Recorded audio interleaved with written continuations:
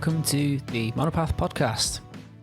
This is the first one after having a little breather just to get some space. I've started recording music again for the first time in, I don't know, about 4 years, I think, since I released Little Picture and Lull the year after and Hounds on the Hunt the year after that. But I recorded them and wrote them quite a bit prior to that. It was probably about 4 or 5 years ago now.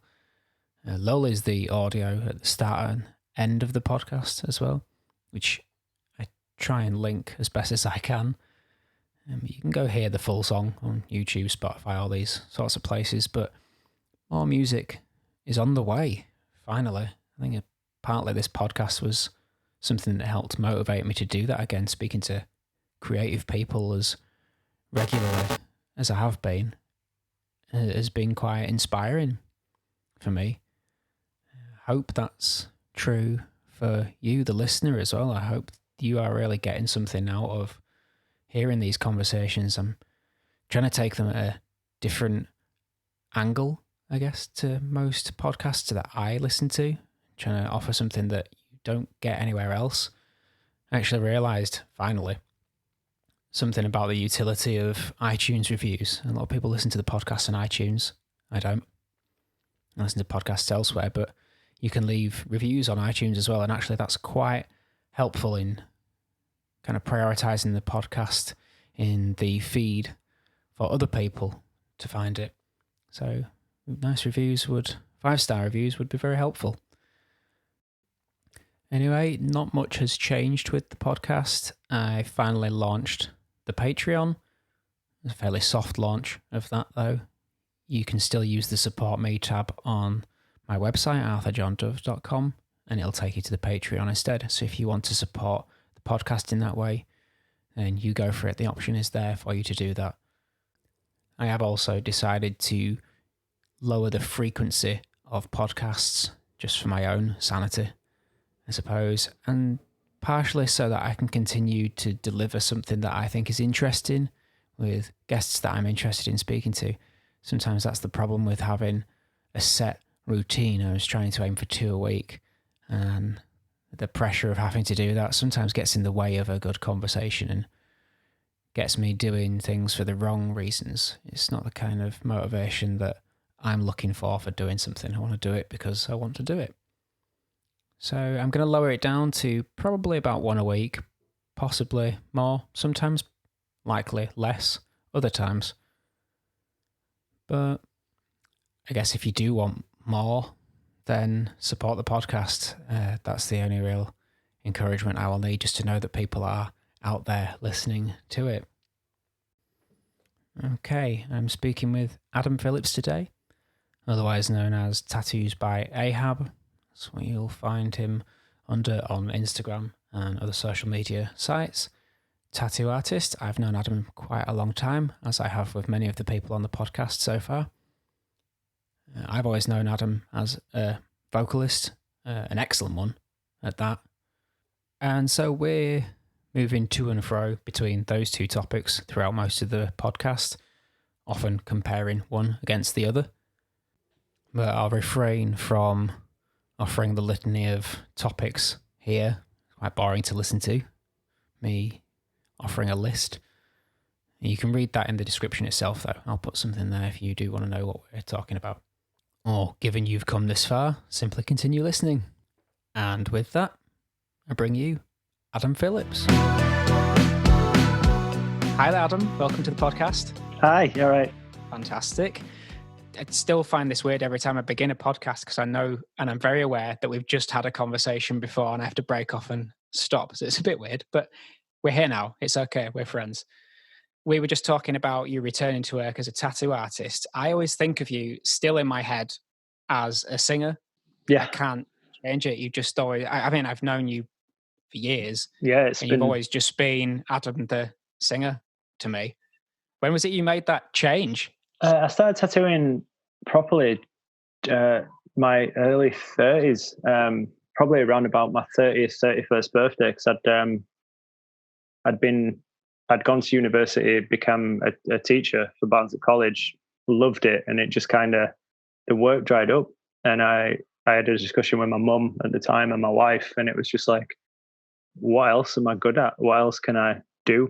What would I enjoy doing? And I ended up doing like part-time jobs in retail, like HMV, game, CEX of all places, because I like movies, I like video games, but it was just like, this isn't for me. So my wife was like, look, you've always wanted to do it. You're into that kind of culture of tattooing, and all my friends are heavily tattooed, and most people we know are heavily tattooed and stuff. So it was just from there, really. I just kind of got into it and got more aware, got more tattoos and got more aware of tattooing, and was like, yeah, you know what? I think I'll be pretty good at this. There's quite a lot we could talk about just from that sentence alone, really. But what were you teaching at Barnsley College? Music. Just broad music or something in specific? Yeah, it was like I had a couple of classes because they kind of, after my teaching degree, they kind of just kept me on and found jobs. So people that were struggling with music theory, I took a class in music theory. I also helped with the recording and engineering side of stuff, just how to get a better sound out of your instruments, like miking techniques. And then I did a lot of like performance management stuff. Like if you were to be in a band, how it's not just a case of turning up to a rehearsal room with your mates and stuff. You have, it's what do you work on as performance, the performance side of being in a band, stuff like that. So it was cool. I loved every minute of it, and teaching people that wanted to be there and wanted to learn music and everything else. And I think because I'd been in bands for as long as we can remember and been on tour and had albums out and stuff, it was nice to do that. But actual teaching people, I enjoyed that. But as I say, the work there was no job for me after 2 years. It sounds like formal etiquette for being a musician, really. Yeah, because you have to be quite diverse anyway. You can't really just be single-minded and think, oh, I just write the songs, I just play the songs. Yeah, for me, when I first started, like at college, when I was 16, 17, oh, my cat's here. When I was 16, 17, all I wanted to do was like, I just want to be in metal bands. I just want to scream and stuff. And I was introduced to the singing teacher I had, was a lady called Alison.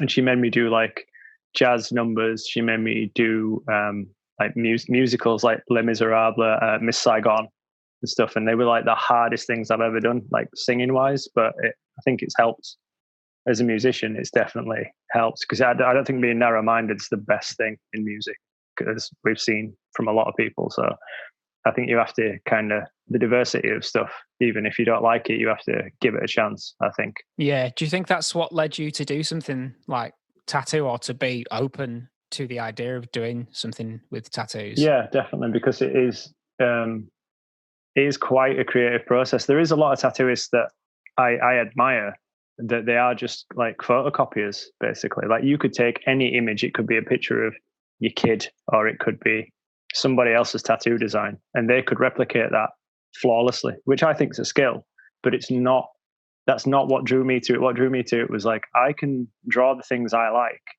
and these people, long after I'm gone, are going to be walking around with stuff I came up with, and they asked me to put it on them and paid me to do that. It's like, it's insane, but it's great. It makes no sense to me. Some days I wake up and I think, I'm going to work today and I'm going to put this huge wolf on a guy, and he's letting me do what I want.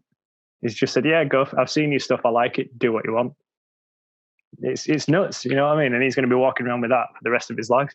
Is that the uniform process with tattoo design for you? Is it you get given a brief, or are you left the reins off for you? Some people, it's a weird one. It's like, because everyone's like, oh, you're self-employed, you can do what you want. It's like I have a different boss for every tattoo, because there'll be some people, I have a few clients who, because they've seen my work over the years, or they've seen tattoos that I've done on other people, and they're like, yeah, just that kind of thing. That's the kind of thing I want. Like a lot of the like dot work geometric stuff, I like to think that you can tell it's one of mine. So people will be like, yeah, you did this dot work piece on my friend. I want that kind of thing. So then it is just free reign for me to do that. I can just, that stuff I can come up with. But then you do get some people who they'll send, Pinterest is a big thing. Like they'll send me like someone else's tattoo, and I'll explain to them, I'll be like, okay, cool. I like the idea, but I can't in good faith steal it. I'll have to draw it in my way. And some people like they'll be like, yeah, that's fine, and you'll redraw it, and because it doesn't look exactly like the image they have in their head, which is what's on the internet, they're not happy. It's it's one of them. It's kind of like, I suppose, being in bands and stuff. You could cover a song of mine, I could cover a song of yours, but we'd try and make it sound like we'd done it. Does that make sense? I wouldn't do a carbon copy of your song. I'd try and be like, okay, well, what can I embellish? What can I change? Things like that. I prefer that side of tattooing than just being right. Someone showing you the phone going, how much for that? And expecting you to copy that completely, because you don't know what inks they've used. You don't know what machines they're using or the pins and stuff like that. Because we have different pins for different jobs. And I don't think people really get that, if it makes sense. It's like if I get given a design, an idea, I'll look at it once and I'll put my phone away and draw what I want. Because if I keep looking at it, I think subconsciously I'll just end up ripping it off, and I don't want to do that. That's not the appeal for me. The kind of process with us is people come in with an idea, and we go, all right, cool, like we can try it this way. If the idea is not great, or if it's something a subject matter I'm not comfortable with, I'm at a point now where I'm comfortable enough to say, look, I'm not the guy to do it for you. It's like, yeah, I could take 200 quid off them and just do an okay job, but I'd rather them spend the day with me and walk out going, this is the greatest thing ever, and then I'll feel like I've done my job. Yeah. One thing that's probably worth clarifying, especially for me, I have no tattoos at all. We were just chatting before the podcast about not having any. Some of the terminology I'm a little bit lost on. I presume pins is something to do with the needle, maybe, that you're using? Yeah, that's it. I call them pins, because when you say needle, like when people say to me needles, I think of like injections and stuff like that. Yeah, and me too. That can be quite off-putting for people. Whereas I call them pins. Like I have line-in pins. Say like today, I did a job and I used a 9-liner and a 11-liner. So the 9-liner is going to be thinner than the 11-liner. It's like the difference between outlining with a pencil and outlining with a Sharpie. Okay. Does that make sense? Like, so pins, does, yeah. Pins is like a broad thing. So you can have like with your shaders, they're still called pins, but it's just a different shaped tool to do a different job. Yeah, that makes perfect sense to me now. Thank you very much. That's all right. I like the comparison to music, actually. I think that's quite helpful, because I probably never would have made that connection myself of it being like a cover version when you're drawing somebody else's tattoo, but it must be exactly like that. I mean, that it does make me want to ask. I think I have a vested interest in this question because I think I know what the answer will be. But would you identify as a creative person? Yeah, definitely. I think for as long as I can remember, like it was music that's a big factor, even with tattooing for me. Like I've drawn designs, like when Faith No More released the last album, the first album in years. Faith No More are a huge influence on me, so I did a load of flash designs. So it's a term in tattooing meaning I've drawn this. That's exactly how it is. That's how you get in it. It's a flash drawing. Okay. And I did a load based on like Faith No More song titles and stuff like that. So if you're into Faith No More, you'd get it. But some people were going, "Oh, I really want that tattoo you've done of a shovel that says "Dig in the Grave." And I'm like, "Oh, you're into Faith No More?" They're like, "I never heard of them." I'm like, "Oh, okay." But yeah, and like the people like growing up in like with like hardcore punk bands and metal bands and even some rap stuff, like I'd see heavily tattooed people and be like, I want to be part of that, like how they look and how they act and stuff. Maybe not so much now, but like bands like Converge, like their lead singer, absolutely covered, and like I find him really influential in how I am, and like some of the writings he's done about how he lives his life and stuff. I'm like, this guy's cool. I like him. A guy called Jacob Bannon. And so when I was like 18, 19, I'm like, I want to look like him. So the only way I can do that is to get covered in tattoos, if that makes sense. It was kind of just went hand in hand. And like you think of a metal band, you think a load of dudes covered in tattoos. It's, that was the connotations. I do think with creativity, especially with output of any creative thought, I think if it has to begin with idolization, really. Yeah, big time. I don't see how it could get anywhere else. Like me, for my kind of musical journey, always began with me playing other people's music. Like that's how I learned. Yeah, that's what I did. That's how I built that's how I built my own taste in music. I think was just listening to, eventually different kinds of music and different styles, but initially fairly narrow. This is what I like. Let's start here and work my way out. Uh, I guess this is just me thinking out loud, but the reason I had asked about whether you're creative is because I do think you are, but with you doing all of these or pursuing these different avenues, I just wondered, do you feel like you have ideas often, or like the candles burning? Yeah, I've done it before. Like Claire hates it sometimes. Like 'cause in the spare room, I have my computer tower, MIDI keyboard, and my guitars, and various synthesizers. And I'll be like, we'll be sat watching, I don't know, Law and Order at 10 at night, and all of a sudden I'll be like, right, yeah, I need to get this idea out of my head now, because if I don't, I won't sleep. I've done it with designs as well. It's weird with the job, and at the point I am at work now, because obviously I'm quite booked up after the whole coronavirus thing. So it's an odd sensation, because I'm not drawing for me, I'm drawing for a customer. So it's not when I was younger, I'd draw like comic books and stuff for myself. Whereas now I'm drawing designs that I might not 100%, it's not something I'd get, but this person's paying me to do a job. So I have to be creative and come up with something they want. But it's kind of, I am always having ideas. It's really, even if it's stuff I'm not massively into, I always think like, well, they want, say, just a rose.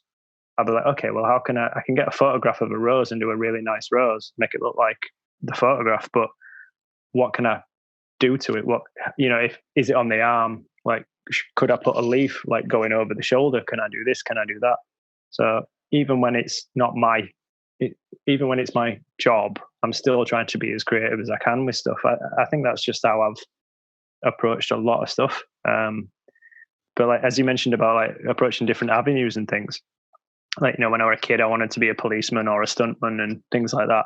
But the only things I've ever really stuck with is like being actively playing and recording music, and tattooing, and trying to surround myself with people such as yourself and like Danny and Graham and all those guys who are the kind of people I'd want to be around. Or if I wasn't in a band with these people, I'd want to be. Do you know what I mean? Or I'd want to see them play music. Same with a lot of tattooists. Yeah, both of those guys, Danny and Graham, being in your band, Iamomega. Yeah. Awesome band. So we have a history there as well, because I think I recorded one of your very You did, yes, when we were a three-piece. Yeah. That's going back some number of years now. Do you still play those songs? One of them, yeah. We nice. When Graham joined, like I gave him that to learn, and the songs changed quite a lot. I still play pretty much the same parts, but Danny's changed all his drums. The vocals have changed because both Graham and I are singing now, and Graham put like this crazy lead line over the top of it. So it's the same, but it's not. But yeah, so basically, yeah, we do play that song still. Actually, within that vein then, do you change your songs often, or are they finished and done? It's a weird one. The bands, obviously Omega's not been able to do much for a while, but because our original bassist Sam, he left. No animosity or anything, it's just he wasn't into it anymore. And we got his friend Scott, who was also in a band with Danny and Graham. It's all very incestuous, but so we've like it's like in my head, these songs, now that Graham's sorted his parts out and we're all comfortable, and organically it's kind of changed. And then Scott came along and he's changed some bits and the feel of some stuff. So they've changed again, but it's as if we've had no control over that. It's just happened, and none of us have tried to fight against it or actively thought, yeah, but that's not the riff I was. Do you know what I mean? It's like the song sounds better for it, I think, if you kind of just let it breathe and let it happen.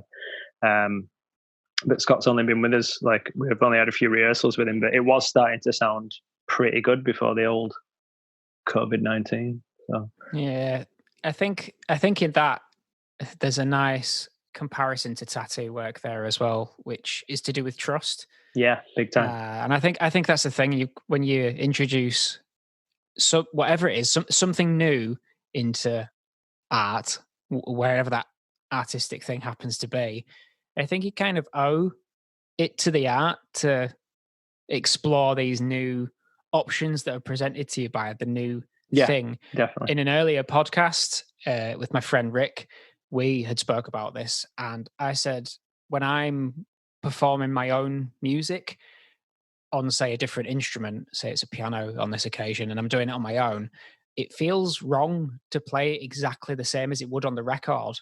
It just, there's something dishonest about it to me, and I use the term to honor the instrument, and that's what it feels like. It's almost like the music is being filtered through something else. Yeah, that's it. Yeah. Is that how you're treating kind of the songs then? Yeah, especially like the Omega stuff. And I have, it's quite funny because in lockdown, me and my brother-in-law had this discussion because he does a lot of electronic music, and all his friends had said, "Oh, you're going to come out with some bangers and stuff like that." And I said, "You're probably going to do what I do, which is start a song and spend 3 to 4 weeks making sure the bass drum sounds right." That's my problem. Like I've probably written about 4 or 5 tracks in like a similar style. And when I first did them, I was like, yeah, great. And I'll burn them onto CD and I'll have them on in the car just so I can go, oh, well, maybe I need to change this, or maybe this guitar part could come in later on. And I really like the sections, but I've played it to like Claire and other people, and they're like, sounds cool, man. Get some vocals down. It'll sound great. And I'm like, nah, I need to redo it all.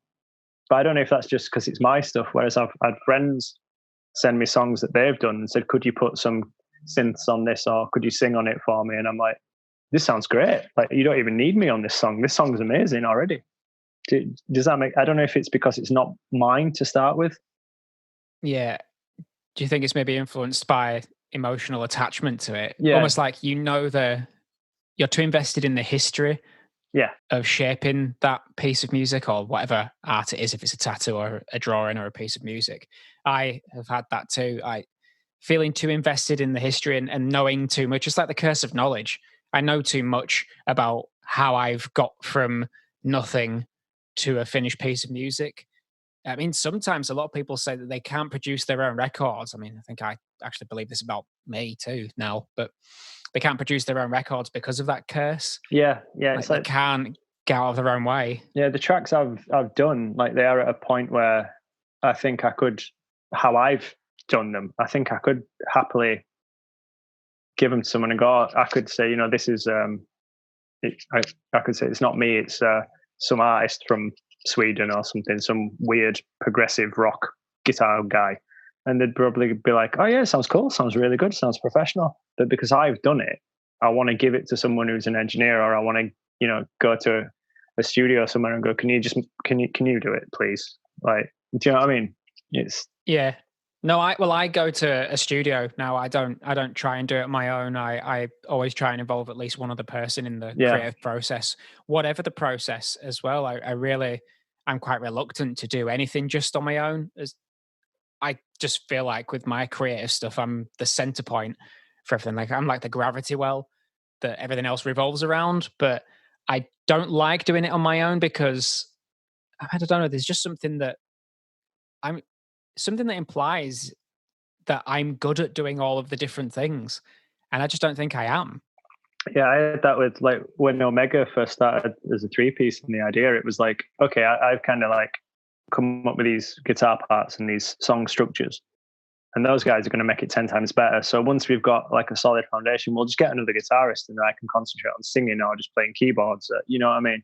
But it kind of stuck. I kind of ended up being the guitarist, singer, front man. And I didn't hate it, but I was like, I'm not comfortable with that because of, like you say, the whole like, I don't want, like you get with other bands, people being like, oh, so it's like, it's that guy. He's the one who does everything. It's like, no, it's like, it's 100% my ideas, but these guys make it totally different. So it always spun me out, like being a front man, Like when I was younger and I was just a singer in a band, it wasn't a problem because I could run around and be an idiot. But now, like doing music that's slightly more complex as I've got older and more layers and more structures to it, it's kind of terrifying. Especially when I think for me, playing with musicians that in my head are way better than I am, it's scary to play in a room with those guys for me sometimes. Same with tattooing. Like the guys I work with are all amazing. So I'm like, why am I here? Like, what's the point in me being here when these two guys are way better than I am? But then we all do different stuff. Like we all have different styles that we work in. I think the same can be said with music as well. It's like I know guys that are like phenomenal, like kind of heavy metal, heavy drummers, but they couldn't play like a pop song. And it's things like that. There's a degree of imposter syndrome, isn't there? Sometimes I think everybody has that spectre in their head that's telling them they're in the wrong place at the wrong time and they're not meant to be there doing it. For me, it does just boil down to, I suppose it's a skill I've learned over the years, which is to just trust other people's abilities. I haven't spent my entire life learning how to play guitar. Yeah, single-mindedly doing that. So I'm competent. I can play and I understand it and I know enough. For me, my goal usually, especially in music, is to know enough, but not too much. So I know enough of piano and guitar and singing to be able to talk about it and communicate my intentions and my desires for these things to other people who could probably do it better. Yeah, that makes sense. That's enough. Yeah. That's enough for me. Same with guitar for me. It's like I never wanted to be like a world-class guitar player because I started off as a drummer originally. And then because my friend Paul was a better drummer than he was a singer, we kind of just swapped. It's crazy, but oh wow. Yeah, and then like when I started like trying to write songs, I was like, well, I might as well get like a cheap guitar so I can work out structure. Because instead of going, I know that this chord will sound good with this chord, I was like, this sounds good and this sounds good. And I'd be like, I'm just going to listen to Tool solidly for 4 hours and come up with that guitar tone. Or I'm going to listen to Mastodon all month and sound like that, to get the kind of the feel of it, not to rip the songs off, but to get that kind of the tone of that guitar or the feel of those chords and things. But yeah, I never thought I'm going to be the greatest guitarist in the world. Or the only thing I really pursued, like instrumentally, I pursued properly was singing, and that was because I enjoyed it. Like I was in a school choir because my grandmother really wanted me to do it, and I didn't want to upset my grandmother because I was terrified of her and I loved her at the same time. But I was like, oh, my gran wants me to do it, I'm going to do it. And everyone like take the mick out of me for, oh, choir boy. I was singing songs about religion and stuff. I didn't know what any of it meant. I was a kid. And then like at school, I carried on singing. And then my college teacher, she was like, look, I know that you're only interested in doing metal. And because all I wanted to do was be the singer for Will Haven at that point.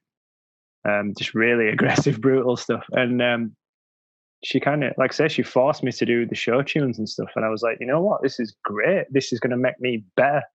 And I think the only instrument I have pursued properly is my voice, because in my head, I was like, I'm not good enough to be a guitarist. I'm not a very good drummer. I can play piano and keyboards and synth a little. I can work my way around it because I had to at college. But so if I'm going to be a singer, I'm going to be a damn good one. And I think it's helped me as a musician being able to do like, if you give me a black metal EP, I could probably do that. And if you want to give me like some Motown stuff, I'll probably be able to do that as well. And I do pride myself on that, but it's only because I invested a lot of time and effort into learning my own voice. And because when I first started, I sounded like I was in Pearl Jam. I just wanted to sound like that kind of Seattle thing. And now hopefully when I sing, people are like, oh, that's Adam.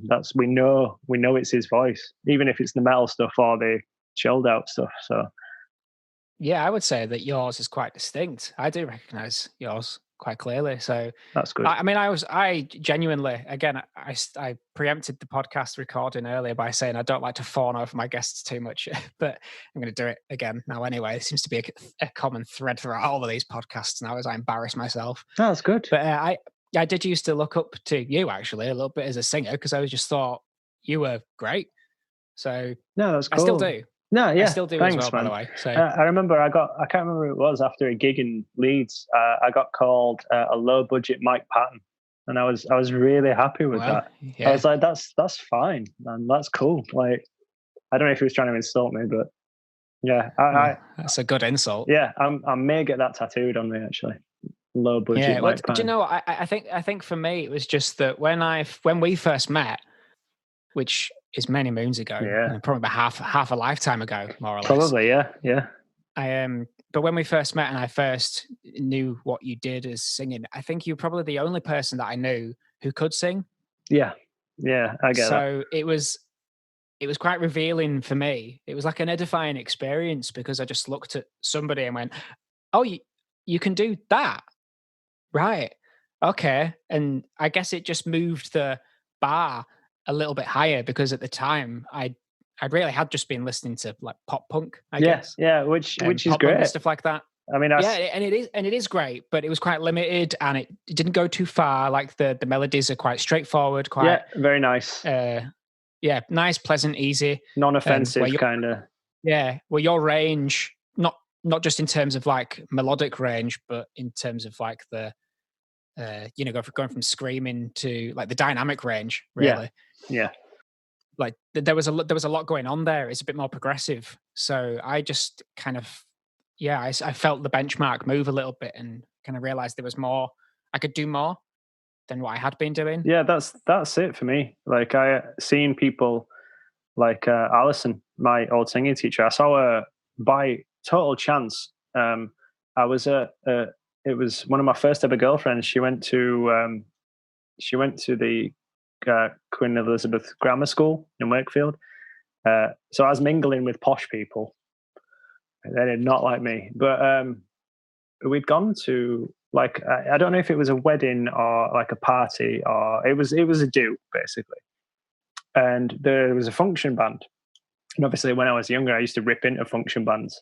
But my singing teacher Alison was the vocalist, and she was doing all these pop tunes and jazz standards, and I was like, she's amazing, and that kind of opened me up more to singers, real singers. Like, I asked her for stuff, and I got heavily into like Tori Amos, Bjork, and Kate Bush. I got back into Kate Bush through my parents, and I was like, some of this is brutal. Like, as far as heavy sounding goes, some of this is soul destroying. Like, and I wanted to be able to do that.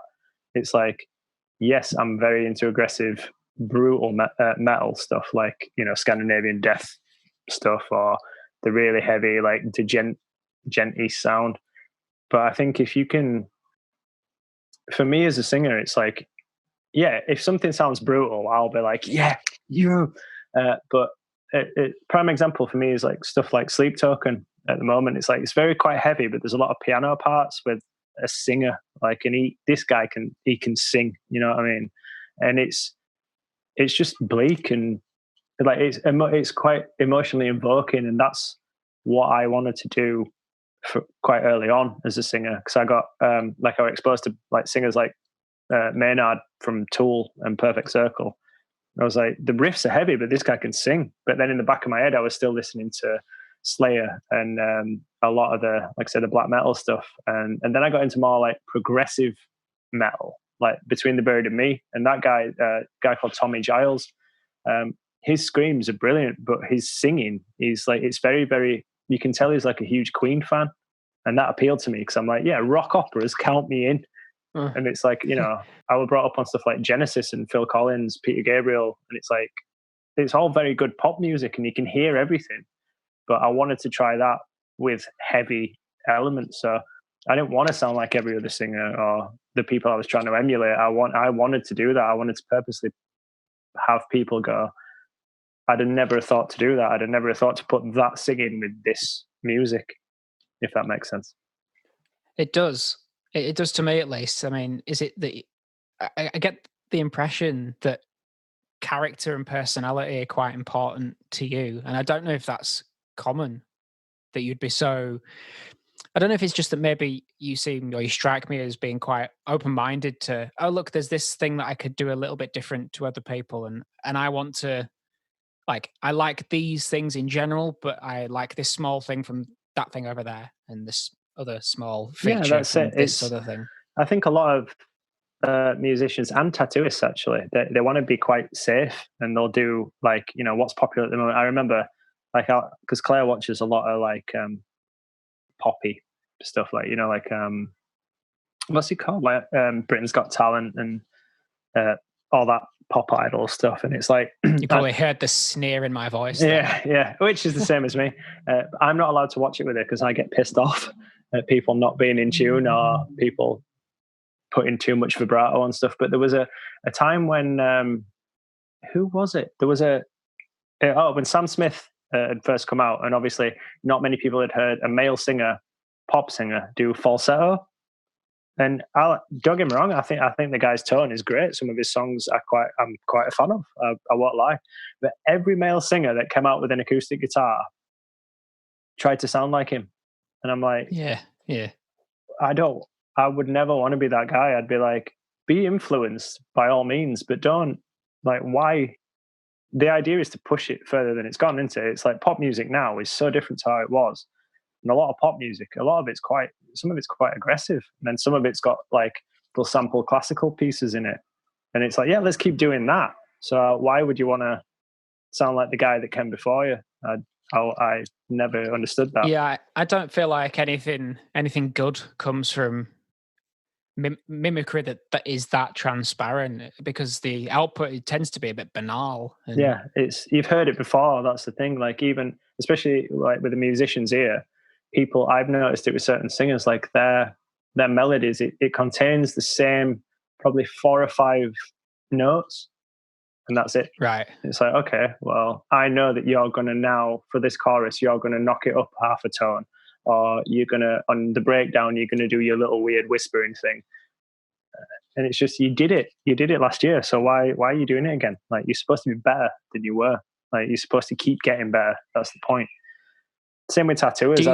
I've seen some tattooists who are amazing, and because they've done one piece, like a full sleeve or something, and they'll have 30 gazillion Instagram and Facebook comments and likes saying this is amazing. So the only thing they will ever do after that is the same style, the same subject. And it's like, come on, man, like, you're better than that. That's great. So that's good. That's been done. It's next week. So let's do next week's great thing. It's like, why would you want to keep circling the same drain? Yeah, if you pardon the pun, but it's like drawing from an empty well. Yeah, exactly. I think sometimes with that, with anything that's creative, if you've got, you can have a well, but if you just take everything out of it too quickly without putting something back in, you just end up, outside of the analogy, just writing the same music over and over again. I think everything that I know about creativity and how to get through something like writer's block, it is by being diverse in your inspiration and kind of, I mean, for me, when I do philosophy, I'm just noticing things in front of me now, but there's just a pile of books, and I'm just always reading things from different disciplines that might inform or change views. And, I use that for lyrics most of the time.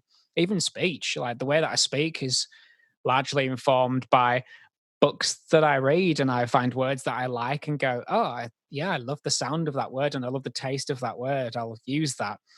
And it's, I guess with the book thing, it would be like me only ever using language and words from the same, from one book, and you would sound like a fool. You would sound like a complete fool. Yeah, or using the same text from 10 years ago, the same words and structure from 10 years ago. It's like, well, no, we've moved, man. Like, catch up.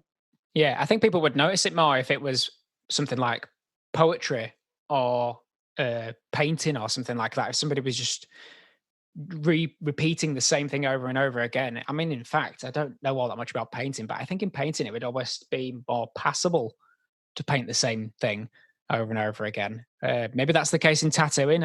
Yeah, well, we always like there's a lot of like pages on Instagram which are they've been made by a tattooist who's obviously been tattooing longer than 3 years, who has probably had the same conversations I've had with other tattooers and clients.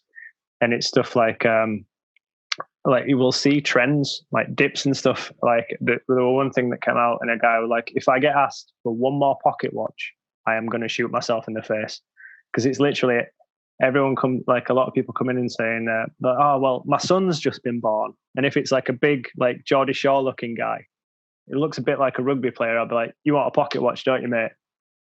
Yeah, I do. Yeah. You want a rose on it as well? Yeah, I do. It's like, you walk down, next time you're walking down the street and you see those kind of dudes, like, look at their arms. I guarantee you're going to have a lion, praying hands, roses, rosary beads, maybe a wolf, and just things like that. And that's great. I like tattooing those things. They're great subjects to tattoo. But come on, man. Like, if you want to impress me, ask me for like a panther wearing a space helmet or something. Just let's do something. But I know not all, like you say about being forward thinking, a lot of people want to be quite safe, like with pop music and stuff. I like a lot of it, but a lot of people are like, well, if it's not on the radio, then I don't want to know. Yeah. I guess with pop music, it's almost as if people treat that as if it's past some threshold of verifiability. Yeah, like industry Once it gets standard. past this, yeah, it's good enough.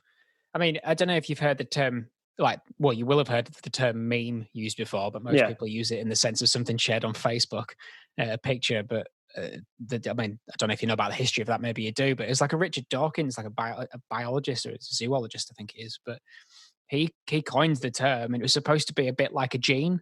Yeah. But a non-physical thing that replicates in the same way that a cell does. Like a single cell organism kind of expands and grows and does what it's trying to do, and to replicate itself. And that's what its desire is to do, is to replicate itself. And memes are just non-physical versions of the same thing. In essence, they are ideas. And they have to replicate themselves in exactly the same way, and the process is exactly the same. So, with something like a pocket watch tattoo, like that's evidence of a meme that's really taken off and is trying to replicate itself. But I think there's a bandwidth that's acceptable for memes. It's probably, I guess, it probably is the same in genes as well. But you can have too much of a good thing.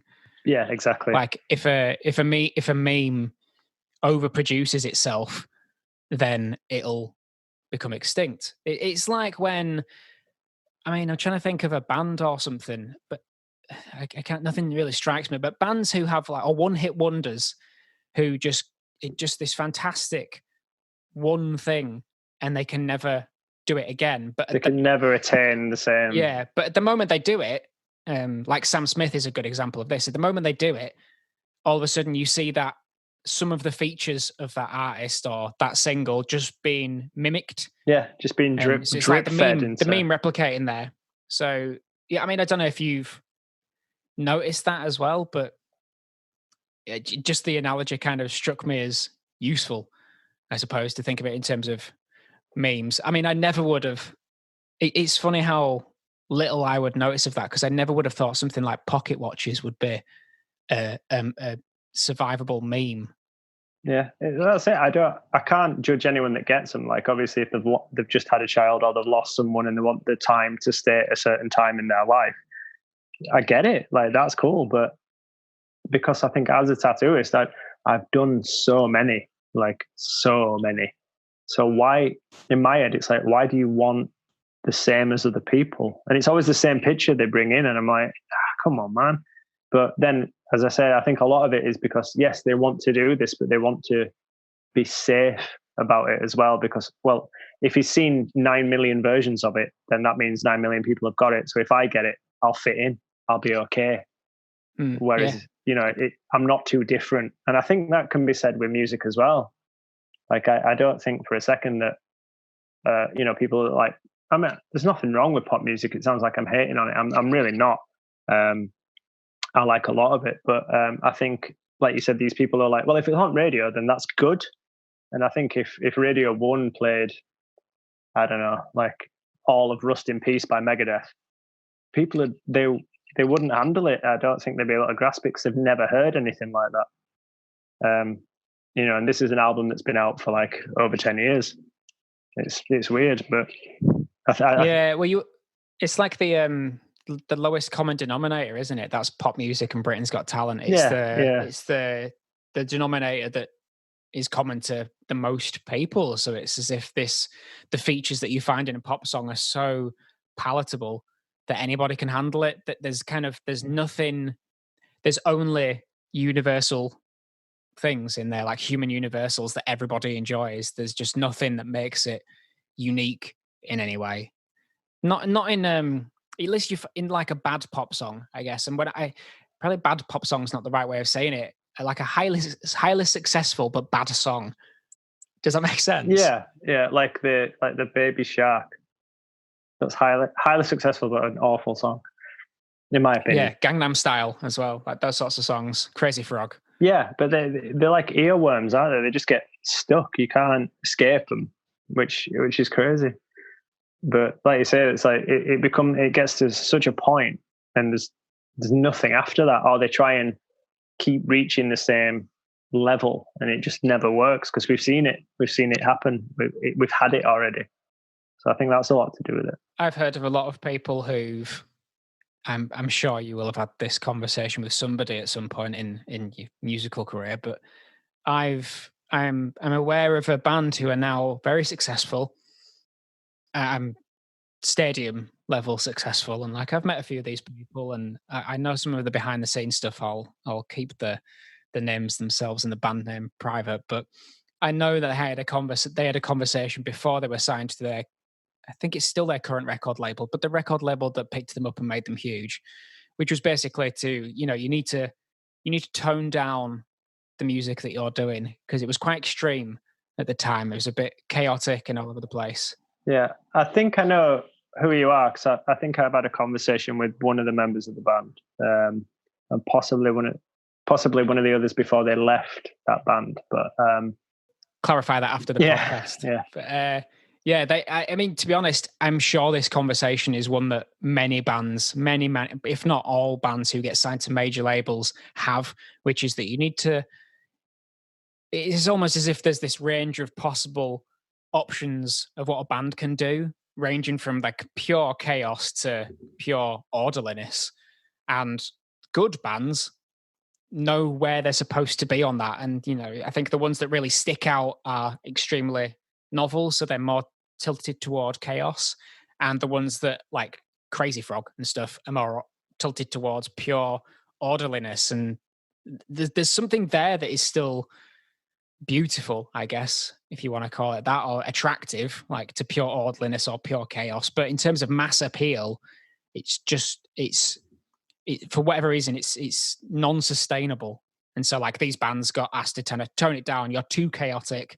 Let's rein it in and let's introduce some of these common denominators to make you more popular with a larger number of people.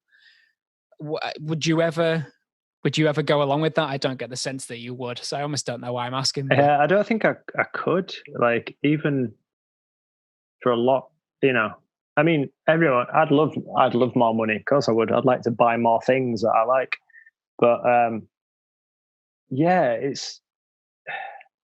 Don't get me wrong. I could happily be in a popular band that's more like, because I think the stuff I'm known for musically, it's either incredibly extreme or like the people in jazz or the Iamomega stuff, which is bits of electronica with rock ideals. But I could be in a band such as, I don't know, a band that appeals quite hugely. I'd say like Biffy Clyro, for example. I'm not a huge fan of their stuff, but I think if I could be in a band like that, as long as, there was kind of a safe rock sound. I could happily do music like that as long as I was into it and it wasn't like, oh, well, this song's 5 minutes long. We need it to be 2.5 to be on the radio and things. I wouldn't be able to, I can't compromise stuff like that. Like same with tattooing. If someone's like, yeah, I like this, but can you move that? Can you change this? Can you turn it the other way? I'd be like, oh, it's not my design anymore. So yeah, well, you spoke about safety earlier, and that's one of the things that you do get when you take that buyout. But I think you lose some control and you lose that risk. And I think the risk is the thing that makes it attractive in the first place. Yeah, just for me. That was the thing. Like again, with tattooing and music being quite close. Like the thing that I liked about tattooing was it was dangerous people had tattoos when I was younger. Like bad people, like if you saw a guy in the street with his neck tattooed in the 90s, you wouldn't go speak to him. But now it's become quite popular. And same with music, like that, bands like Converge and Biohazard and Slayer and all those guys, they looked like bad dudes, and that was the appeal for me. Like you said, the whole chaos of it. I was like, this is great. This is what I want to be part of. And I think it's because no one else did. Like like a handful of his friends were into it, and it was kind of like a gang mentality. I think, like this is ours now. Like this little pocket of tattooing or music, this is ours, and we can get excited about it. You keep your pop music, being safe and all that lot. And I think that was the appeal. So I don't think I could now, slowly approaching 40 years old, if someone said, "Oh, we found a band we want you to be in, and we're going to sign you to this label, but you're going to sound exactly like the Foo Fighters," I'd be like, I can't do it. I just couldn't do it. I'd probably like send me the songs, let me have a listen, and if it didn't grab me instantly, I couldn't bring myself to do it. I don't think. I like to think I have. Are you a little bit rebellious, do you think? Yeah, definitely. I think as a kid, I wasn't a bad kid or anything. I wasn't like, I smoked cigarettes at school and things like that, and hung around with undesirable people. But I think it was because I didn't have a bad upbringing or anything. It's just my family was, it fell apart when I was quite young. And I think because my dad was a police officer, so he's the ultimate authority in my eyes as a kid. A policeman is the ultimate authority. And on the other side, my mum was a nurse. So my mum's job was to care for people and look after them. So I'd spend more time with my mum. And either that or I was at my grandma's house, and my grandma was also a nurse. And my granddad was like a big burly fisherman guy.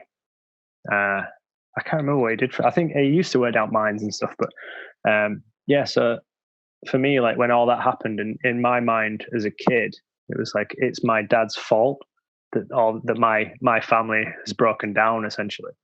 So I was like, I didn't hate the police at all. Like I have no issue with the majority of the police. I'll just go on and say that before I get beaten up. But so in my head, it was like, well, that is the reason. So I must distance myself and rebel against this. If as a kid, especially like 16 years old, I was like, forget it. I can do this on my own, and I'll be better than he was, and things like that. I think that's what made me more like, don't do what you're told, question everything. And I think some of the stuff I was reading, and certainly like comedians like Bill Hicks that I was looking up to, who were like, question authority, think for yourself. I was like, yeah, more of that, give me more of that. And I think that's what made me think, like, to question. And when I met the guys in People in Jars, like our guitarist and primary songwriter at the time, he's quite a politically motivated man. And I knew bits, but I'd ask him opinions and we'd have discussions like we are now. And I'd either come away more angry or I'd come away with a better understanding. And I think I think I've got more rebellious as I've got older, to be honest. Like I was a typical like 16-year-old, listen to like say pop punk music and thought, yeah, I hate my parents and yeah. But yeah, it's like I didn't have an awful upbringing or anything like that. I just saw certain authority figures as the reason for me being unhappy. So I decided to go against it. Yeah, well, I know there's a couple of psychological qualities that are relevant to creativity, and one of them is openness to experience. They use that on the big 5 personality traits, but it's quite important to creativity. And like I sometimes can. I knew the thing I like about talking to people on the podcast is because I'm reflecting a lot of the time, and I'm seeing qualities in other people and thinking, yeah, I think I'm a bit like that. I think I have that thing too. And so openness to experience seems to me like something that you probably have more than the average person. In creativity, why they say that that's relevant is the term means what it sounds like. You're open to experience, but people who are open to experience tend to take more kind of sense data from the world around them. So for example, if I'm sitting in my office now, and if I hear sounds and I see colors and light in front of me, I'll pay more attention to that than the average person was. I think the description I heard was that it's almost like it technically would be classed as a malfunction of a gate. And so for the average person, they kind of have this gate that closes off and inhibits against too much data coming in, so that they can get through the day, frankly, and they can think and they can fit in and they can do the normal kind of things. Creative people, on the other hand, it's almost as if the gate is of a different size or it's in a different place, and that it lets more stuff in. So they are open to more of this data and making connections, neurological connections between a wider array of phenomena. So I guess when you're listening to different genres, or when you're looking at designs of different tattoo artists or whatever it might be, you're able to draw more, and I mean draw in the sense that you can extract more from it than somebody without that psychological quality of openness to experience would be able to do. Yeah, for sure. Does that explanation kind of resonate with you? Yeah, especially how you think. Straight away, it made me think that, like, there's times when, like in tattooing and stuff, I'll be talking to like a client, and if they say, "Oh, I'm into this kind of thing," so like one of my favorite tattooists is a guy called Tim Hendricks, an American guy, and they're like, "Oh, I want this kind of like like gypsy head tattoos." He does like black and grey ones that I'm like are amazing, and I'll get one on my phone, and as I'm getting the image in my head, I'm like, "This is amazing! Look how good this is! I am so excited to share this." And I'll go, "What about that, mate?" And they go, "Yeah, it's nice." I'm like, "Are you not seeing what I'm seeing?" Like, and with Claire as well, I'll find that I'll have like I have Spotify on when I'm at work, or I have it on in my car with the Bluetooth and stuff. And every so often, a song will come on I've not heard for a long time, or a song I've not heard, and I'll be like, "What is this?" I have to stop the car and I have to find out who this is and find out everything I can. And I'll get home and I'll be like, listen to this, it's amazing." And Claire will go, "Yeah, it's all right." But I'm like, what are you? This is the greatest music in the world right now. Like, what are you doing? Yeah, it's good. Yeah, it's not bad.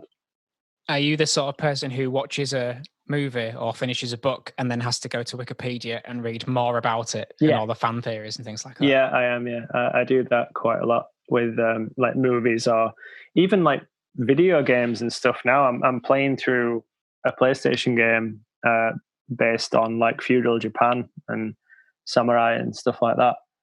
And I'm like, I need to know what all these markings mean that are on the armors of these people. It's a video game, but I'm like, I want to know. I want to know why they wear this stuff, and I want to know why he does these things. And I just want to be more involved in this story. I don't know what it is. I've done it since I was a kid, really. I like it. If I get into something, I like to get into it. Yeah, well, I think it's that openness to experience in part. Yeah, sounds about right. With the well analogy, it's you're replenishing the well more frequently or filling it with something more often. I try to do the same thing. I think that's why I don't limit myself to one way of expressing myself. I don't just play one instrument. I get bored too quickly on it. I don't just do music because I get bored with that. So I always just end up finding something new. I mean, I'm not very precocious, so I don't do it from a very young age. I didn't even start doing philosophy until I was in my 30s. And music, I think you said you were about 15 or something when you started music. Well, I mean, I started at school, like, just because I wanted to do music lessons and stuff. So, but I went straight to college from school, so I was like 16, and I'm 38 now. I didn't even start. I think I picked up an instrument when I was about 16, maybe 17. I was just never into it before then, and I don't think anybody would ever predict that I would be here at any point. Yeah, same. My parents don't have much of any musical intent about them at all. I mean, is that the same for you? Yeah, my parents, like my mum was never bothered. My dad's into music. He quite likes a lot of stuff, but because I thought because kind of guy my dad is, I'm like, he must have been in like a Black Sabbath cover band or something as a kid, but no, nothing. They just like music. They've never been bothered to pursue it or anything. So no one in my family has. No, same. I think I have an opera singer some distant relative is an opera singer, and Cool. my great granddad was a piano player. But that's all. I don't know if that's professional or amateur, or I don't really know much about it. But there's not, there isn't really anybody in my, for about 4 or 5 generations of the family tree who've done really anything creative as a profession like I have or my brother has. So we're kind of the anomalies. It just seems very odd. But it's like everything, like in my family, a lot of people have professions, but it's like a professional job, like police officer, nurse, and literally that is it. So it's like, okay, like even like my uncle, policeman, detective, my dad, policeman, my mum, nurse, grandmother, nurse, my auntie, I think she was like she worked in a dental surgery. So it's like, it's all professions, and that's why I thought I have to be a teacher or something, because it's a profession, but I can teach stuff I'm into. But yeah, it didn't work out like that for me. So it's weird. Yeah. Do you think there's any choice in it? I mean, No, I don't know. It's like I tried really hard when before I met Claire, actually. I'd come out of a pretty rough breakup, which made me feel like I'm approaching at the time I was like, I'm fast approaching my 30s.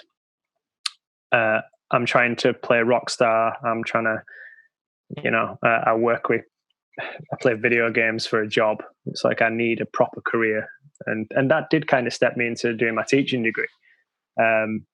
But yeah, and like even though I went to college straight from school, I did quite well. I got an honours degree and I got my PGCE, became a teacher and stuff, and then there was nothing. I had no job, so it's like so I ended up drawing on people for a living, and it's crazy how it works out. And like my wife, she went to school, did okay, didn't bother with college and stuff. Started off as an office junior in where she is now, and now she runs like one of the factories and is quite high up in the company. Crazy, isn't it? It's absolutely no. I don't think that I don't think things are preordained. I do think that if you want something so badly, it doesn't. I'm not one of them that if you're the best, you will get it. I don't believe that. I do believe that I've had. No, I'm not going to say like massive success, but I think I've done well in my chosen profession because I've wanted it more than the next guy, if that makes sense. I'm not saying I put more effort in than this person. I'm not saying that I'm better than anyone, but I think because I wanted to do this, I really wanted to do it, and that's why I've done it. Same with music. It's like I really want these, like the songs that I've made with people. I want these songs to be heard. That's why I've worked on them so much. And I think hopefully when all this is done, I can get things recorded, and I can, even if I never did anything with them, even if we never played them live, I could just go, there you go, listen to that, tell me what you think. And that's all. I think if you're driven enough to want it, you will be able to do it. Yeah, I felt the same. That's the thing that's never really stopped me, is that I guess it's the same with ideas. I feel like I wouldn't call myself prolific. I might call you prolific, but I wouldn't call myself prolific. I feel like I have a lot of ideas. In fact, I have so many ideas that I can't really stop them, to the point where, like, when I'm talking about having ideas, I usually use quite negative terms about them because they're so persistent and irritating to me sometimes. It just never stops. I can switch off, and I know how to relax. And I actually am thankful and quite happy with the way that I am. But it is never ending. Ideas just constantly. Yeah, it's like I can't complain about my life whatsoever. It's like even during this whole pandemic thing, it's like I have a wife, I have a cat, I'm healthy, my wife's healthy. I got friends, I got people that still want to talk to me. People I've known for years, like yourself, who I'm still talking to. It's great, and my job's fine. I'm doing okay at work, but it's relentless. Every day is relentless. Like even like you said, driving to work, it's like, oh, you remember that track you tried to write in 7/8 timing when you were 20? Why don't you dig that out and try and this will definitely work. They're just like little barbs sticking in my head going, yeah, that drum loop you did that you thought was amazing. Yeah, it sucks. You need to redo that. I just wish I could like hand them over to someone and go, "You finish that and give me it back, and then we'll talk." Yeah, I think it's good though. Like I do, and I think knowing other like-minded people is helpful because then you can, because like I like to have an initial idea, and then I know full well that I could like do like a 4 or 8 bar loop and give it to yourself or someone, and I know when I get it back, it's going to sound totally different, and it's gone off in a different way than I would have initially imagined.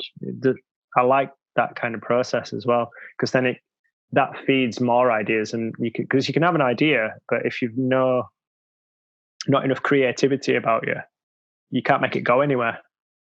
If that makes sense, it's like someone could have the best tattoo idea in the world, but if they can't find someone to be creative enough to get it on paper, it's not going to work. I've been trying this thing where since I started writing mostly on my own and then really taking it at the 11th hour to a producer, I try and just use different aspects of me for the creative process. So although I'll have this bit with the ideas where they come to me, I kind of have a rule of, okay, record this idea. So I'll use voice notes on my phone, or if it's a philosophy idea, I'll write it down in my notes on my phone, whatever it might be, lyrics in my notebook, any of these things.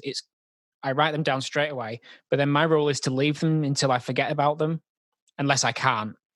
If it's annoying me, then I can. But otherwise, I'll write them down and forget about them. And the reason that I do that is because then by the time I come back to them, I've forgotten everything about being the person who had that idea in the first place. So it feels like it feels no different to having that idea handed to me from another person completely. It just feels exactly the same as that. And I just try and do that along the entire creative path. I mean, the other thing I've started doing is I'm just really not into perfectionism anymore. I used to be, but I'm quite happy with just getting the eye down and it being rough. So I just do it all on my iPad in GarageBand with song ideas. And it's just every single thing is either sung in by me, whether it's drums or vocals or harmonies, and it's first ideas. And I cap myself with time and say, okay, I've got half an hour to get this song down, and then I'm walking away from it. And I'll do the same thing again. I'll go, okay, half an hour, get as much of this song down as I can, and then walk away from it and forget it exists. And then I'll come back to it in like a month's time. I just keep doing that. Yeah. I set myself like little challenges similar to that if I've started a song, and because there's it's like our bathroom and where I have all my recording stuff. It's like a couple of feet difference. So I'll be like, I'm going to set the bath off, and I'm going to try and finish this drum section or this guitar loop within 15 minutes because that's when the bath will be half full, and then I'll leave it for another day, and I'll try and like do that instead of going, oh well, I need to work out this effect to put on. I'll be like, just get the raw audio out, just get it done, and then you can manipulate it whenever. Yeah, I usually just think I want to get the idea down on some kind of third-party medium, like that's not me, so that there's enough there for me to remember it, or enough there so that I don't have to remember it. I guess that's what I mean. And so it's just there, and it's just on a hard drive somewhere else, or it's on a book somewhere else, and I can almost erase the memory from my mind and then just come back to it as a new person in a week's time or whenever it might be, and just go, oh, I forgot I had this idea. Now, knowing what I know now, let's do something with it. And then I'll just start the process again. And it does take longer, but for songwriting, I found it particularly useful because I just don't get too wedded to bad ideas, or I'm less likely to. Like I avert bad ideas a little easier. So it's kind of worth spending the time, because that's one of the things today. I guess at this point, I'm fairly aware of your time. I'm very grateful that you've It's okay, man. Kind of given me a few hours. Is there anything that we didn't cover that you thought we should mention, maybe about tattoos or music or anything like that? No, I think for tattooing, it's like it's a weird one because I've seen a lot on social media and things like that about some tattooers being like an abuse of power. Like they'll be not. it's a bit weird. Like basically, like guys just being super creepy with like female clients, or some women tattooers being quite creepy with male clients. And it's like this is obviously a very, very bad thing. This happens in every industry. I'm sure it does. I'm sure it happens, to supermarket workers. It happens to everybody. And there's no place for it or anything like that. So that it was a worry for me, but I'm like, the reason I like being a tattooist and stuff is not because I think it's edgy or cool, but it's because I'm my own boss. You know what I mean? If I don't want to do something, I don't have to. But I'd hate to think that people, like younger people especially, like I've tattooed people who are like, literally they turned 18 2 days before they came and got a tattoo. And I'd hate to think anyone would want to feel uncomfortable where I am. I'd hate to be the reason someone didn't, had a bad experience and things like that. That's like, I think a lot of people don't think about that when they book a tattoo. They don't think like, like if something I say or do might make this tattooist feel uncomfortable, things like that. And it's like, it's just a weird time in tattooing. Like, I'm really glad that all the scumbags are being called out, and because there's no place for them. But at the same time, I'm worried about, like, because of how I speak or how I portray myself, are people going to feel threatened by me? Because I think I'm the least scariest guy in the world. So that's the only thing with tattooing that I'm a bit like. Is this a big part of the tattoo culture at the minute? Yeah, people kind of. It's been going on. Like I've noticed it unfolding over a few weeks. I got tagged in a load of statements, like 5 or 6 girls, some like my age, some younger than me, like saying I was tattooed by this guy and put my name on it and said, and I felt 100% comfortable. And I'm like, that's great, but you shouldn't have to say that. Like, you shouldn't, like, it's like I'd never go to, like, I have a friend who does, she does like beauty therapies and stuff for Claire, and she's fixed my back a few times. And I shouldn't have to go, yes, I was comfortable with this person. It's like, that's their job. They're not supposed to do anything else. So it's kind of like, that's the only thing about tattooing. I'm a bit like, nah, this is a bit horrible. Because I shouldn't have to, like, because a tattooing environment, it's 18 plus, it is an adult environment because of the very nature of tattooing. But I shouldn't have to watch my language as such. I shouldn't have to change how I speak to the people I work with because they know who I am. It's like, don't get me wrong, if a young woman and her kid came in, I wouldn't start swearing at them or anything like that. And I'd never say anything like crude to anyone, let alone women. I wouldn't say it to anybody. But it's just like another thing as well. I don't know if it's linked or not, but I think it's the very, like, this whole like cancel culture thing that's going off. I think it's kind of part of that as well, because I've seen how some people look at me when I'm walking out the street and stuff, and that's fair enough. That's their opinion. They're not comfortable with heavily tattooed people. But I found myself, like, when it was last year, when it was like, when it gets like dark at 6 o'clock and it's like pitch black when you got to work when it's dark and you leave when it's dark. It was where I was parking. It was under a subway, and it's like, it is pretty like grim looking thing. And there was, like, I'd come out of the subway and there was a woman walking down, and I found myself like crossing the road to avoid this woman so I didn't like scare her. And I'm like, why do I have to do that? It's I don't know. When all this stuff with the tattooing thing came out, or like, is that something else I have to worry about? I don't know if it's because as an individual, I worry about a lot of stuff. I don't worry about how people perceive me so much anymore, but I think I don't want this person to be uncomfortable because of I don't want this person to be uncomfortable because of me. So that's the only thing I've been a bit like, oh, what? Yeah, well, you're probably more sweet and compassionate than I am. I don't have that as much. I get called out, of if anything, for saying things that people don't like to hear. I think that's the thing I get called out for. So I have similar concerns in that regard, but not so much. I mean, I look very mundane. I look quite boring. I have no tattoos. I'm not very expressive emotionally or fashionably. I just wear the same clothes all the time. I don't look very interesting. So I don't think when I walk down the street I'm all that threatening really. I'm average height. I'm, you know, there's not much to me, but my ideas are quite threatening to people sometimes. So there's been times when people have uh, shouted at me in public and like on social media and things like that, and I still find it very strange, very very strange. Yeah, I think a lot of people, it's that age old thing, isn't it? It's like I've had people say to me, they're like, "Oh, I like how upfront and I like how honest you are."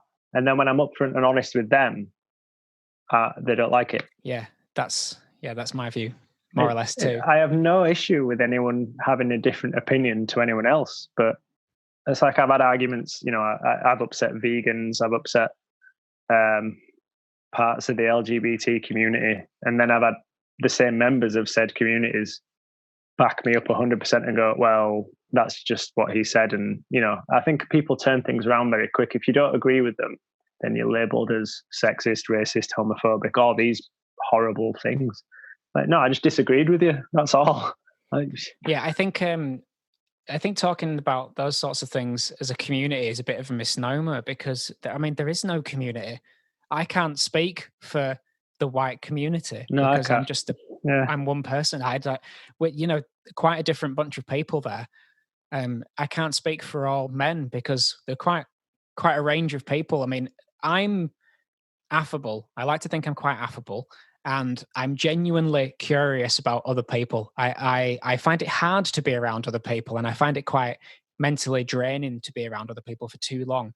But I also find people very charming and interesting, and I'm curious about that, which is why I do a podcast. I mean, if you listen to any of my podcasts, this is how agreeable I am. If you listen to podcasts, the starts of sentences that I and my guest on the podcast generally begin with the word yes. It We're agreeing throughout an hour and a half conversation. We're agreeing, and that's how most of my conversations are with most people. The whole idea of like, I do like the idea of like a global village of people. You know, it's like I live in Dewsbury, which obviously is a very Muslim and Eastern European populated area. One of my old bosses is a Muslim guy, and he gave me a job. And it never, race and culture and things like that never came into it. It was, you are paying me to do this job. That's it.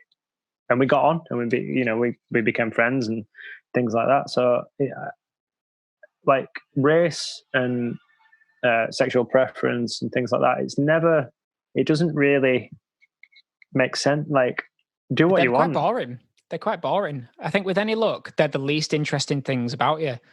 Yeah. Yeah. Like But they're just not. They're not interested. Like there's no person I've had on this podcast, and there's nobody that I intend to get on the podcast because of their, say, sexuality or because of the color of their skin. To me, or whatever it is, it's the whatever's individual, isn't it? trendy at the moment. Yeah. I find creativity interesting, and creativity is almost antithetical to this idea of being a member of a community. It just seems it seems completely at odds Yeah. with those ideas. I don't think there's anything too individualistic about it, but it is that it's the Martin Luther King Jr. quote, isn't it? It's basing people on the content of the character. And I've on the podcast had members of the, you know, LGBTQ. I forget the acronym because it changes quite often, but that acronym, I've had members of that on there. I've got a number of friends who are part of it, if like they identify as being a part of it. And I mean, it doesn't really mean anything to me whether they are or not. But I think I just care who they are. And like, I mean, one guy springs to mind, Joe from Worship the Scent, is a candle maker who I work with right now at Lush as well. And he's probably one of the best people I've ever met. He's wonderful. But I mean, part of that is because of who he is. He's he's a stereotypical gay person, but I adore him. Just I think he's brilliant. And if he was exactly the same way that he was, without being a homosexual, I wouldn't care one bit. No, I just think yeah, he's that's great. it. He's just great because of who he is. Yeah, I've had it before. Like I'll tattoo, people I've tattooed for like they've been tattooed by me. They've come back and had maybe another 2 or 3, or they've brought someone with them to get tattooed by me, and you build a rapport. And then I remember once I tattooed this guy, and one of the other artists was tattooing someone they must have known. Fine, it happens. People recommend people and things like that. And then I'm like, all right, see you later, man. Thanks, thank you. And the other person turned around and was like, do you know he's gay? Like, why would that care? I'm like, his skin, like he's paid me, like skin's skin, man. Like it don't matter who it belongs to, as long as I can tattoo it, count me in. Like I'm like, why did you feel the need to tell me that? That's like me going, oh yeah, I'm doing this thing for my friend Darren. He's got eyes, don't you? That's how ridiculous it sounds to me. But I do think a lot of people are getting offended for everyone else. Yeah, I think that's another. It's almost it's sometimes quite performative. It's just it's performance art. Yeah. Look at me. Look how concerned I think am. There's an element of it just being fashion sometimes. Yeah, that's kind of where I'm wearing it. I think that's what I wanted to say, but not to upset people. But yeah, well, it's difficult because I think everybody's a bit on edge. I mostly think people are I think it's kind of a crisis of meaning. I think in the lockdown, because people have been told to not go into work, and that's the only place that they find they have any sense of purpose or meaning, to have that kind of the rug pulled out from underneath them for so long has kind of made people feel quite distressed. I was literally having the conversation this morning with Dee, my fiance, and saying, I do feel disheartened to some degree. I'm still an optimist about humanity in general, and I think we're pretty decent. But I have been fairly disheartened by our performance in the West over the last couple of years, especially in the last 3 months or so. You would think if there was something like an alien invasion or a pandemic, that would be a uniting force. And I just think we've failed the test. Yeah, I think we all pretty much sucked with that. It's just, I didn't get it, because I thought this is going to be like when, in Terminator, when Skynet goes live, this is exactly what's going to happen. And like you say about people not being able to go to work, so I think for them, that's their identity gone. For a lot of people, they are defined by the job. Whereas I think imaginative and creative people, it's like, yes, this is my job, but that's not who I am. I'd never, like you said, you always see me as Adam, the guy who can sing, not Adam, the tattooist. Whereas a lot of people now are like, oh, that's that tattoo guy. I'm neither of those things, but I'm both of them as well. I have people who know me as Darren, also people who know me as Arthur. Yeah. I would say it's like, I'm a tattooist, yes, I'm a singer, but I'm also a husband. I'm also like a friend. You know what I mean? It's one of them.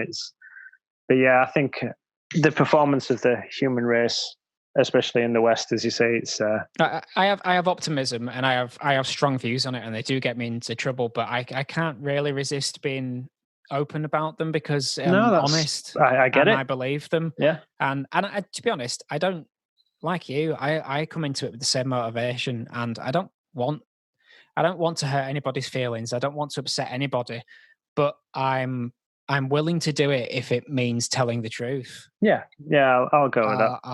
I'm willing to do it if it means that I'm saying something that is true, and will have, I'm not going to turn away from honesty because it might help somebody feel better today. I think in the long term that actually hurts people more. Yeah, for sure. So it's deceitful, and I can't do that. And I think, I've been studying philosophy for officially for over 2 years now. It's been a while now, hasn't it? Yeah, unofficially doing it for a lot longer. And I do read. I'm honestly, I've just got piles and piles of books, and I churn through them. So I'm quite well read when it comes to things, particularly in my interest, which is on morality. And so, like, I'm doing my dissertation on blame at the moment. So these are the sorts of things that I am literally spending my day-to-day business studying. So I do have a fairly informed opinion about what we ought to do and what's right and what's wrong. Well, that's it for me. And I don't. I'd rather have an in-depth conversation with that. I mean, this could be a whole other podcast about things like that with individuals as such as yourself who have read more and clearly know more than my limited knowledge.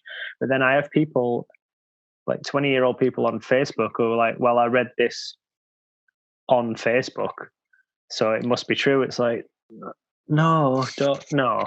And like if someone like yourself is like, no, like this is the book I've been reading, it states here that ABC, I'd be like, all right, so fact, okay, thank you for that information. You know, I think we should all strive to learn, evolve, and try and make it out of here. I think that's the point of, especially now. The irony is that usually my attitude is, because I am fairly conciliatory and I try to be agreeable, is that I want to meet people in the middle and I want to find common ground. That's my interest, which is what I do on this podcast. That's what I get something out of doing that. I don't really like conflict. It's I find it difficult. It's exhausting. But I don't enjoy doing that all that much. So I just want to do right, I guess.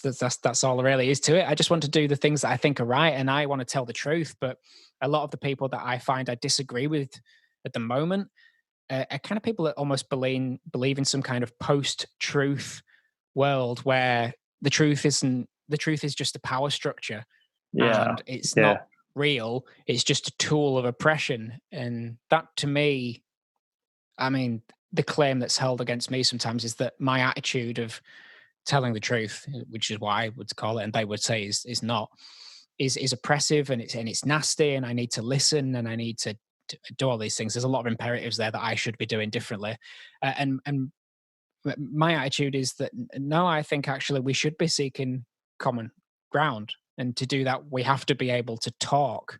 And that's why I started. It's one of the reasons I started this podcast rather than engaging with those kinds of people on Facebook in text, because you can't have that conversation. Unfortunately, you can't have. It's not even a case of you can't win. There's no winning, but it's like you say, you just can't have a discussion with people. Like, I'm happy to not argue, as it were, but if you feel strongly about something and I disagree with it, or you disagree with what I feel about, let's find out why. You know what I mean? And how can it be resolved, and what ways can we kind of not necessarily modify his thinking or behaviors, but how can we be mindful of what caused the conflict? And then it doesn't mean I'm going to change my mind. It just means that, all right, so that's that side of it. I don't think there's enough of that. I think it's very easy to just jump down people's throats or stamp your feet and say, I'm being oppressed, or you're a bully, or do you know what I mean? I'm not bullying you. I'm just telling you what I think. Yeah, well, I guess going back to the psychology that we spoke about earlier, is you've got this, maybe like me, this openness to experience and this kind of intrigue when it comes to something that seems novel. So you're open-minded to new ideas, and you're maybe not so wedded to your own ideas. And that's how I feel. Like I have ideas, but I also, well, for one, I don't believe that I really know them to be true. I believe them to be true, and it's the best I can do at the moment, but I'm happy to be persuaded out of them. So if I'm having a conversation, maybe sometimes I don't probe hard enough on things that maybe I disagree on, or maybe I've thought I'm not so sure about that. But in the conversation I'm having, it just seems inappropriate, I guess, to do that. I guess there was one thing I wanted to say is, like, I think one of the things that I've learned over the last few years, kind of studying morality, is that one of the things that struck me actually more recently, since having studied it for so long, is that you shouldn't take things for granted. Like, nothing's that obvious, and if it is obvious, then it's probably just a moral impulse, of which there are many, and you probably have one, and other people probably have another. You can't assume that what you feel ought to be done, or what you feel is right, is the same thing as being right. Like, they don't, and I think these days a lot of young people a lot of people, but I think a lot of them are young, for some reason believe that they have some kind of moral superiority. And Yeah, I don't really understand why that is. no, But I've had the whole like people like the whole millennial versus boomer argument. You know, like okay, boomer. I'm like, well, yeah, I was born in the '80s, but like, what? And it's like, yeah, it's just like you say. I think that they have some kind of right to be offended, and it's like, by all means, be offended, but let's work out what for, why, how are you going to change it, how are you going to approach it? Like, if you think something is so wrong and shouldn't be, how are you going to stand up to that? You know, if you think it's oppressive or a regime or whatever. But yeah, and I think a lot of, like you say, with younger people, and I don't like saying that, but it's this sense of entitlement, and they aren't willing to try. You know, they expect people to go, oh, here you go. Like I've heard people say, oh, well, this broke, so my mum's going to buy me another one. It's like, well, I don't comprehend that. I'm like, can it be fixed? If it can be fixed, or can it be salvaged? Then let's do that instead of starting again. But it's, you know, people are like, yeah, I suppose it's that age-old thing. Like you see all the kids on the internet who are like, the new iPhone's out, so my mum needs to get me it. It's like, well, no, my mum would make me go get a job, then go get it. But it's, yeah, like they expect things to be handed to them, and they have a right to have these things handed to them. And I think that is one of the main things that I'm a bit like, nah. But not just younger people. I know people my age that are exactly the same. Yeah, same. It's crazy. Like, same. I just am happy to disagree, and I would have a cheerful disagreement with most people. Yeah. I just don't know how many people are capable of having a cheerful disagreement. And I mean, you're right. That conversation is a hard conversation to have, and it's one that needs to be taken carefully and sensitively. And I don't even know if I can. I don't know if I'm capable of doing that. You know, I'm not too dim-witted. You know, I sometimes say I am, but I'm being unfair on myself. I'm not dim-witted, and I know how to talk, and I know how to communicate. I have some experience in teaching as well, so I know how to communicate. But this is one. This is a difficult one, and I think it's not made easier by different sets of intentions. As I say, my intentions are to reconcile, and I just don't think most of the people who I disagree with have any similarity there. I don't think they want to reconcile. I think they want to pull everything down and let somebody else clear up the mess. And yeah, and I just don't. I worry, if I'm being truly honest, I worry that some of the things that these people are doing is actually going to hurt the people that they want to help the most, and they just don't see it. They have no sense of anything beyond the next year, the next 5 minutes, and the things that they're doing now, I think, are so destructive that they're not only going to hurt the people that they want to hurt, but they're going to cause some serious harm to people who really need support and the people that they're trying to help. Yeah, I agree. So I really worry about that, and I mean it, and that's why sometimes I can't bite my tongue. I've had friends who've tried to commit suicide, and you know, that is hard for me to understand and to deal with, but it must be harder for them.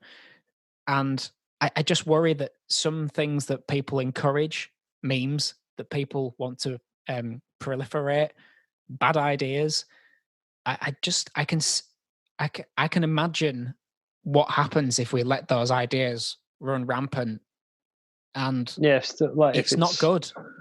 No, stuff like that, if it's left unchecked, it is, like you say, it's going to have the exact opposite effects than these people think, because they can't see past the next 10 minutes. Like you said, there's no long-term foresight. Yeah, I know it's a bit cheap to really compare it to things like communism and Marxism, but you know, there's a lot of Stalinism in these people's behavior. They want to say that, oh, we know the answers, we've got the answers to fix all of the problems. We don't need to share them with you right now, but we know what they all are. You just need to do these things, and you see some of the things you see. You know, I've seen videos of videos of white people whipping themselves at the feet of people with other skin colors, and in a means of kind of like to genuflect to them. And it's like, what are you Yeah, what are why? you doing? The thing that scared me, actually, you know, it did scare me a little bit, actually. As and I don't know if you heard about I think you pronounce it Uyghur Muslims in China. And I realize we've got on a bit off topic with a podcast about creativity, but I'll pursue it.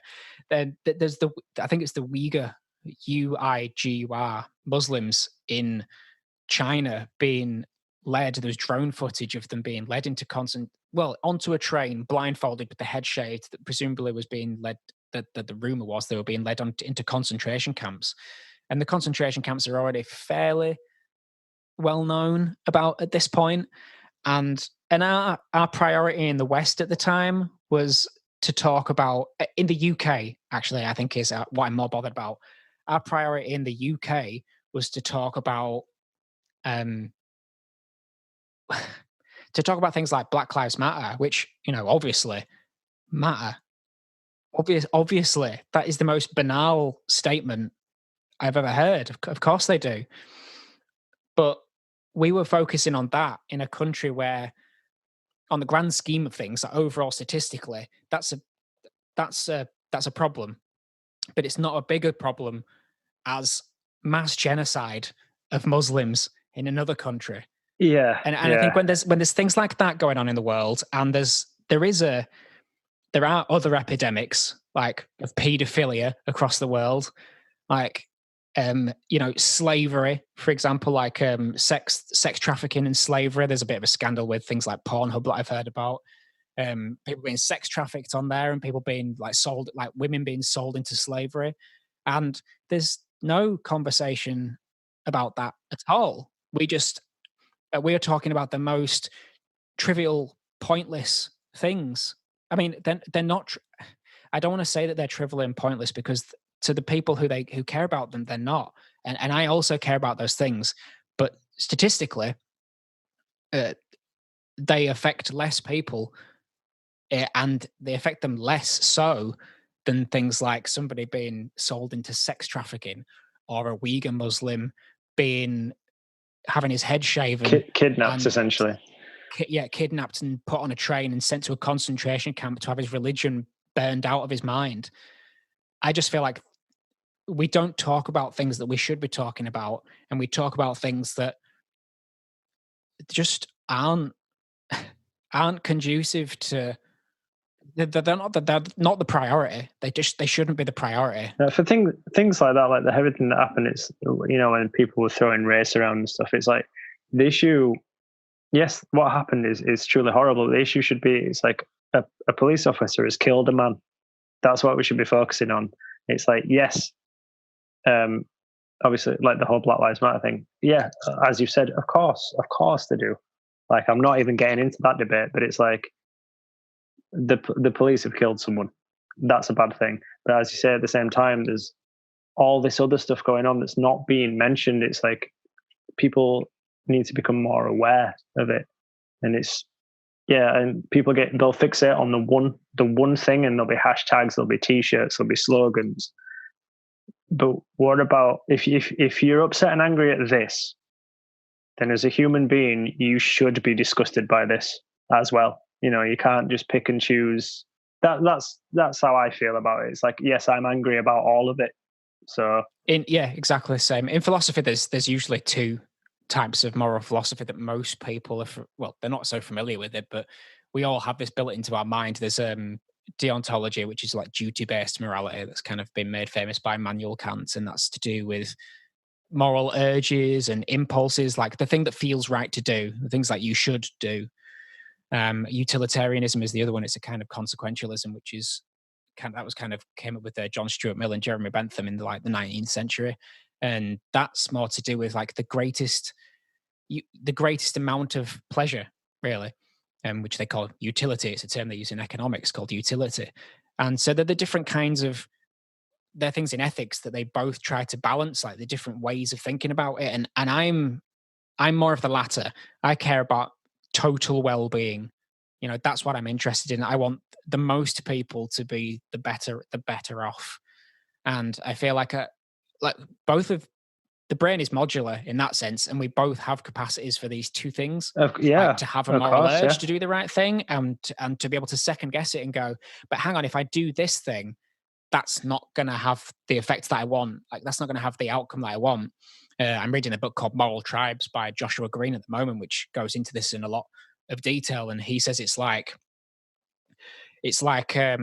associated with two different parts of the brain. It's like there's I think it's the dorsal lateral prefrontal cortex is one of them. That's to do with utilitarian thinking, and the ventral medial prefrontal cortex, which is like the bit behind your eyes above your nose, and that's more to do with kind of ratifying the emotions, really. Like, so having that urge, these are kind of different parts of your brain that people use, and people's brains are built differently.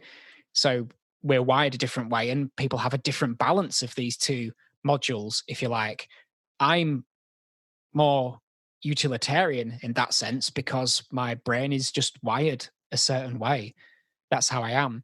So when I'm having a conversation with somebody else who disagrees with me at the moment, a lot of the time I'm arguing with somebody whose brain is prioritizing this moral urge, this to do the right thing, this emotion, this urge to do the right thing, which is, you know, we should change our profile pictures on Facebook to a black square. That's doing the right thing. We should clap for the NHS every week for 10 months, and so on and so on. We should just do all these things because that's the right thing to do.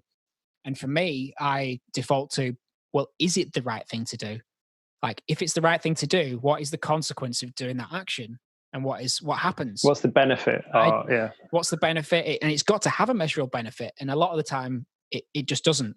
And I just think on the grander scale of things, which is why I say there's these problems in the rest of the world that to me are bigger problems than the ones that we're obsessing about as a culture, that we should take that bigger picture and say, well, hang on, what should we care about?